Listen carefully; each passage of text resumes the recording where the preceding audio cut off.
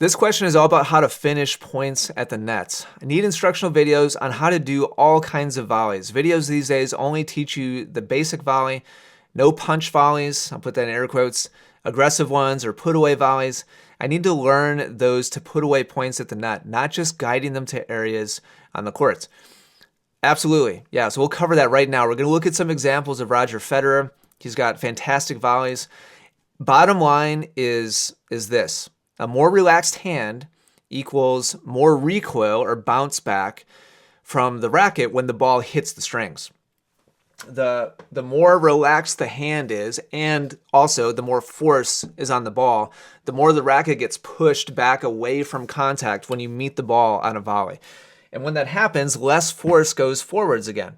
So that's what most consistent volley lessons focus on is let's relax, let's be smooth, let's learn how to guide the ball so we can be precise and consistent.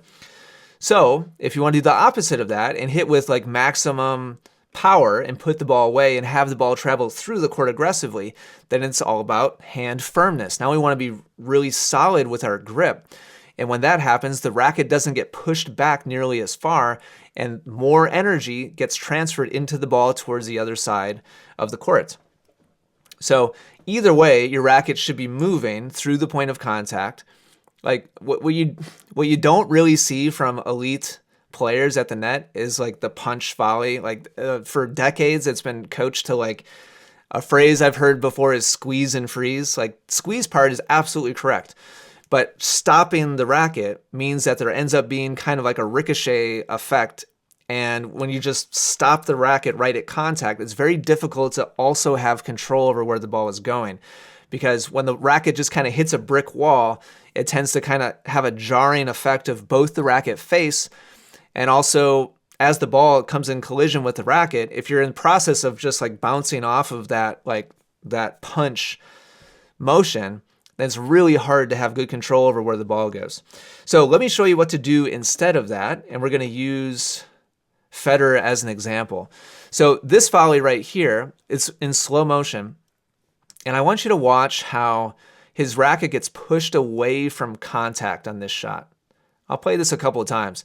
So watch how when the ball hits the racket actually gets pushed by the ball. So the ball is coming in this direction, and when it comes in and collides with the strings, then the racket actually gets pushed back towards Roger as his racket continues moving down and out towards the other side of the court.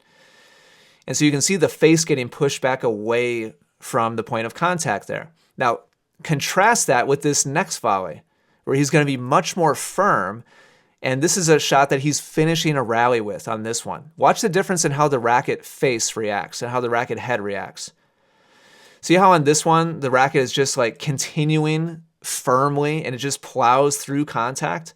And so there's no more recoil. The racket's not being pushed away from the point of contact. Instead, I'll go frame by frame here. Instead, the racket keeps moving through the point of contact. It actually does get pushed back a tiny bit, but it's not nearly as much. And so there's much more force. His racket is still moving down and through the point of contact, but because his hand is much firmer and the racket doesn't recoil nearly as much more force gets pushed forwards through the point of contact. And so the ball retains much more energy. And so that's the difference between a guiding, consistent volley and an aggressive volley. Now, just for fun, watch this next shot, and you're going to see contrast way on the other end of the spectrum. This is a drop volley that Roger hit. So this is as relaxed as physically possible for him. So on this one, his hand is completely relaxed. The ball totally shoves the racket back because he's looking to just drop the ball barely on the other side of the court. So he's trying to take away as much energy as possible. So that's way over on one end of the spectrum, basically as loose and relaxed as possible. All right, here's some full speed examples. And what you're going to see here is a couple relaxed ones and then a couple firm ones. So there's two kind of rallies where that happens. So these first two shots are relaxed ones. This is where he's just trying to guide the ball back in play. And now that's a firm one. And this is a firm one. So watch that again. Watch how on the first two, the racket gets pushed back as it moves through contact. And now watch on this one, it goes through the ball firmer, and that one goes through the ball firmer. And he repeats that pattern. Watch here. How on this one he's soft. You see how the racket gets pushed back? On that one he's soft, and on that one he's really firm. You can tell he's not really super happy with that. That's soft, and that's really firm. Now, I just the coach in me just can't help but point this out. You notice how he's missing the firm ones? So there's a reason why so much time and emphasis is placed on the calm, smooth, like guided ones. I'm not trying to say like Roger's a bad volleyer or like he's doing a bad job here or anything like that. Simply that as you increase the firmness and the tension in your hand and you start sending back a lot more force, your chances of making an error dramatically go up. So you want to be very picky about when you do firm your hand up. Like you want to be very picky about when you do squeeze tighter on the racket and you send more energy back to the other side. If you do it on a ball that's not super high and or you're not super close, then your chances of beating yourself and just like spraying the ball and maybe missing the net, but having it go too far or having it go wide, your chances of those mistakes happening go way, way, way up when you're firm through a volley. So just public service announcement. And here, let me just play this for you one more time, because I was looking specifically for like a case study like this, and I think this is just a perfect example. So here's each of those again. So two soft ones on these low volleys where he's relaxing his hand, then a firm one, and then a firm one going through. And then we have a soft one where his racket gets pushed back, soft one, and now a firm one. So he's squeezing his hand tighter on that one, soft one, and then firm one where he squeezes through it. Now notice on the firm ones, he's not, air quotes, punching the ball. Here's that last firm one. He's setting up and he's not stopping at contact.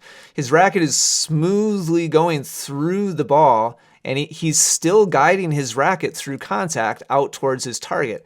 The difference is not necessarily in the size of the movement of the racket, the size of the, in air quotes here, the size of the swing. Like I know everybody says like you're not supposed to swing at your volleys, but good volleyers do have like active motion. They do have a path of movement through the ball. So it's not that they're stopping that swing on an aggressive volley. It's just that their hand becomes more firm as they squeeze and go through the ball, which puts more energy on the ball and makes it go through the court that much faster. So train this, and it's all about becoming mindful of different firmnesses with your hand. Go out with a ball machine and practice like from a scale of like 0 to 10, like 2 firmness with your hand, and a 4, and a 6, and an 8, and a 10. Try to keep your movement with the racket the same and see how much further and how much shorter the ball actually travels.